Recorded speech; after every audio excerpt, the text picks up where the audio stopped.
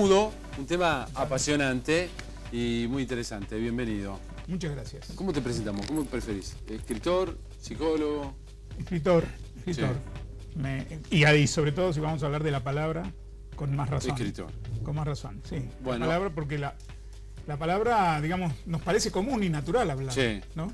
Pero viste que pasan cosas graciosas cuando perdemos la palabra, como al relator portugués, por ejemplo. Exacto. Lo gracioso de este relato es que se había quedado sin palabras y empezaba a hacer, digamos, a volver en el tiempo casi hasta el comienzo de la especie humana, digamos, al grito y el aullido como modo de expresión. Y llegar a tener la palabra, que ahora podemos estar acá charlando. Totalmente. En castellano, además, y porque no solo tenemos la palabra, tenemos idiomas.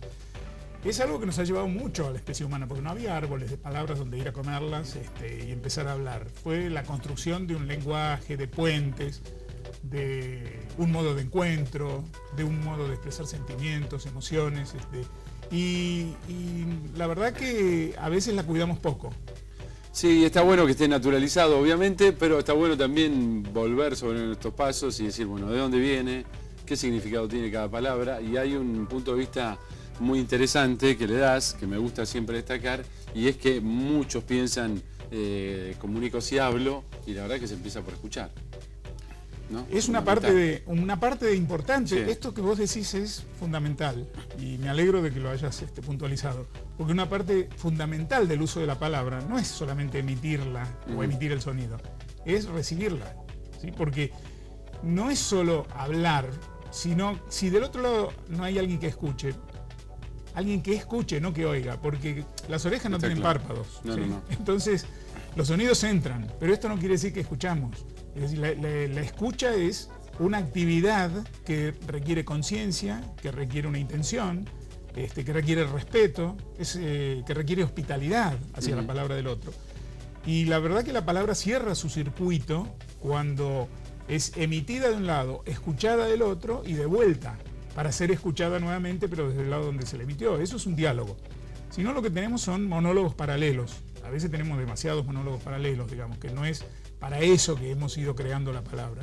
Y la verdad que conservar la palabra y honrarla es una manera yo digo siempre, es como una manera de honrar al otro. Es una manera de construir vínculos.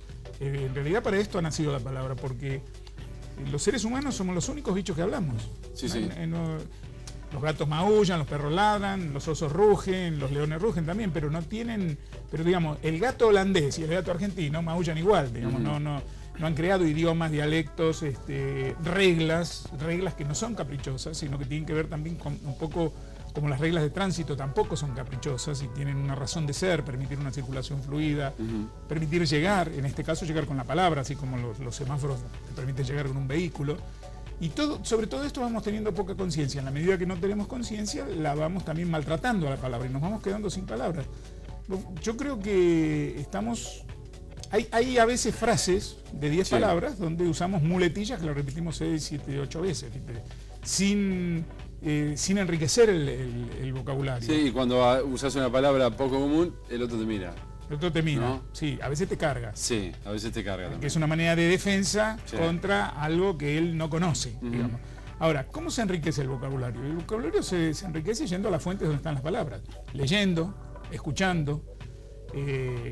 Esto de la lectura es importante porque vos fíjate, hoy todavía se pueden encontrar papiros de las primeras palabras que se escribieron como palabras, porque toda la comunicación humana que llegó antes de llegar a la palabra empezó con las pinturas en las cavernas, ¿viste? Con manos ahí que todavía permanecen, algunas manos impresas en paredes de cavernas, después dibujos, pero llegar al papel, llegar a poner una palabra, se calcula que hace unos 3.000-4.000 años. Y hay algunos de esos primeros papiros todavía se conservan. Por ejemplo, el primer libro que se imprimió, en 1400, más o menos, hoy nos parece común que circulen libros, pero el primer libro que se imprimió, que fue la Biblia, en Holanda, lo imprimió Gutenberg. De ese primer libro todavía hay algunos ejemplares, en algunos museos, en algunas colecciones, no muchos, pero deben quedar unos 10, 20 en el mundo. El primer telegrama que se mandó en el año 1844, 24 de agosto de 1844, Baltimore a Washington, que eran 60 kilómetros en Estados Unidos, está la copia todavía. El texto decía, ¿qué nos trae Dios para hoy? Y del primer correo electrónico no se sabe quién lo escribió ni dónde está. No hay registro.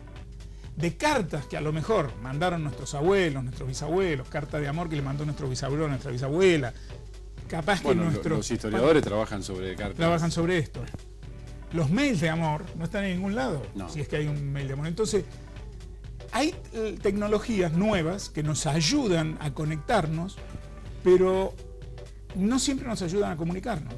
No, y que han ido muchas veces en detrimento del vocabulario, ¿no? Exactamente. Se abrevian las palabras. Se abrevian las palabras. Y muchas veces se abrevian antes de saber cómo se escriben enteras, digamos, porque cuando uno abrevia una palabra que sabe cómo se escribe es una cosa. Cuando uno empieza por aprender primero la abreviatura, nunca llega a saber cómo se escribe la palabra.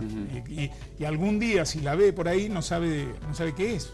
Y no sabe que es una palabra que está usando permanentemente, pero cuando la ve escrita no la reconoce. Pero más allá de la palabra como conjunto de letras, digamos, está el significado de las palabras. Y me parece que también lo hemos ido alivianando, ¿no?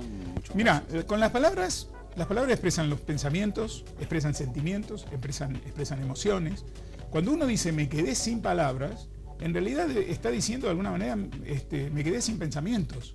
Porque una de las funciones de la palabra, además de esto, de que yo hablo, vos me escuchás, vos me hablás, yo te escucho, además de este diálogo sonoro que estamos teniendo, pero también hay diálogos internos. ¿Sí? Nos podemos quedar en silencio y sin embargo estar llenos de palabras. Y cuando en ese diálogo interno lo que estamos haciendo es ordenando nuestros pensamientos a través de la palabra. No, pensamos en palabras aunque no nos demos cuenta. Si nosotros suprimiéramos, si nos quedáramos de verdad sin palabras, tendríamos la mente absolutamente en blanco. Nos parece natural, pero pensamos en palabras. Es así, y ahí está también el poder curativo de las palabras, ¿no? Cuando hacemos terapia, nos dicen, bueno, lo pones en palabras, es el primer paso para curarte. Sí. Eso si estás en un consultorio, en un ámbito profesional de terapia. Pero a veces hay palabras terapéuticas que te dice un amigo, que le dice un padre a un hijo, que le dice a alguien. ¿Viste cuando alguien viene y me dice, lo que me dijiste el otro día, no sabés lo bien que me hizo? Sí. Quiere decir que vos dijiste algo con claridad y yo lo escuché. Es decir, no es que te presté la oreja, sino que lo escuché. Y eso siguió trabajando adentro mío. Y hoy nos encontramos y te digo, che, vos sabés que eso que me dijiste el otro día, no sabés lo bien que me hizo. Y vos por ahí, capaz que no te acordás exactamente la frase como es. Pero no importa que no te acuerdes la frase, porque esa palabra ya la sembraste, ya quedó acá y acá trabajó. Y eso es terapéutico también. Es terapéutico y por el otro lado también cómo se enferma y qué no puede decir. Y bueno, mucha gente se enferma de no hablar.